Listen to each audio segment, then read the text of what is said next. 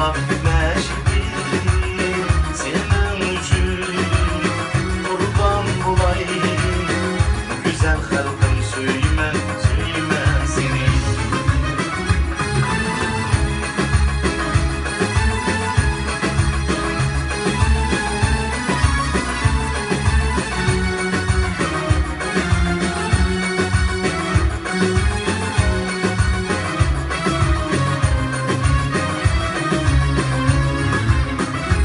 Rast kalsın ecem sazı, unutulmuşsun kok üzle duamızı.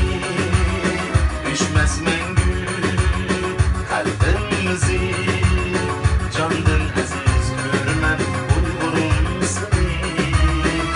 Rast kalsın ecem sazı,